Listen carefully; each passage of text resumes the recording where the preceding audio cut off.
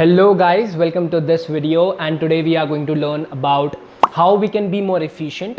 अगर हमारे पास बहुत सारे टास्क हैं और हम कंफ्यूज हो जाते हैं कई बारी कि ये भी करना है, ये भी करना है, ये भी करना है, ये भी करना है, लेकिन सारी चीज़ें कैसे करनी है, कैसे प्रायोरिटाइज करना है, काफ़ी सारे फॉर्मूला और काफ़ी सारी वीडियोस देख लिए बट समझ में नहीं यार एग्जैक्टली करना कैसे है। तो मैं अपना 5 स्टेप प्रोसेस बता रहा हूँ जिससे कि मैं अपने डेली टास्क डिफाइन करता हूँ और उनमें से अधिकतर टास्क कंप्लीट कर पाता हूँ। 100% तो देखो मैं भी अचीव नहीं कर पाता हूँ, मैं ऑनेस्टली आपको बताऊँ, बट हाँ 60-70% तक 80% तक मैं पहुँच पाता हूँ कई बारी। ठीक है, तो आपको क्या करना है? सबसे पहले आपको चाहिए क्लैरिटी कि भाई मुझे आज एग्जैक्टली क्या चीज़ कम से कम अचीव करनी है। परेटो का 80/20 रूल हमेशा याद रखना कि आपके दिन के अंदर जो 10 काम होंगे ना, 10 में से सबसे ज़्यादा इंपॉर्टेंट 2 ही काम होंगे।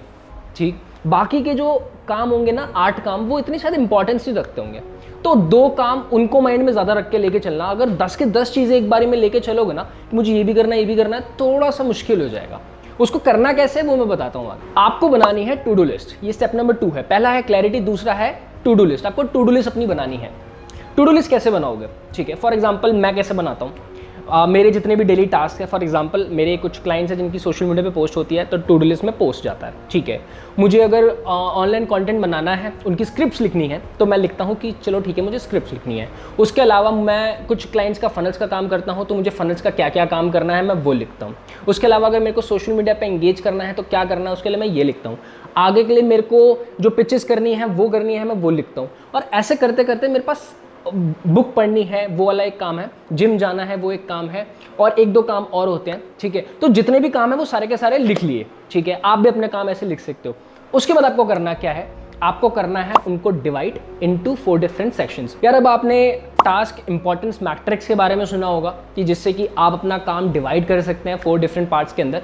Importance and urgent, urgent but not important, important but not urgent, and urgent and neither important. Example देता हूँ। ठीक है, कोई एक ऐसा काम जो कि इंपॉर्टेंट भी है और अर्जेंट भी है। एग्जाम्पल के लिए कल आपका एग्जाम है, ठीक, तो उसके लिए पढ़ना है, वो बिल्कुल इंपॉर्टेंट है, और कल ही है तो अर्जेंट भी है, तो वो अभी के अभी आपको करना है। ये वाले तो आपको जितने भी ऐसे काम है जो आपके इंपॉर्टेंट भी है और अर्जेंट भी है उनको एक पार्ट में लिखना है। ठीक है, दूसरा कोई काम इंपॉर्टेंट है मगर अर्जेंट नहीं है।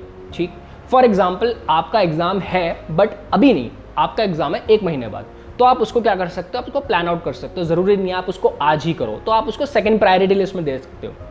तीसरा, कोई ऐसा काम जो अर्जेंट नहीं, अर्जेंट है मगर इंपॉर्टेंट नहीं है। फॉर एग्जांपल आपको अपने घर के आसपास से कुछ सामान लेके आना है घर वालों के लिए। ठीक है, वो आपके लिए इंपॉर्टेंट नहीं है मगर अभी अर्जेंसी है, तो try to delegate it if there is a possibility जो कोई और इंसान कर पाए, जिसके अंदर आप ज़्यादा इंपॉर्टेंट काम और not so urgent but important काम कर पाओ, जो आप इंपॉर्टेंट काम कर पाओ वो आप डेलीगेट कर सकते हो। और तीसरा, जो इंपॉर्टेंट भी नहीं और अर्जेंट भी नहीं है, वो कुछ भी हो सकता है, जैसे कि कोई एक ऐसी चीज़ जो कि आप सोच रहे थे कि यार शूज़ लेके आने हैं, ऐसे कुछ चीज़ लेके आनी है, तो वो चीज़ आप बाद में भी कर सकते हो। वो ना अर्जेंट है ना इंपॉर्टेंट है अभी आपके लिए, अगर आपके लिए नहीं है तो। This is the simplest way of dividing your task. Now you have to give priority.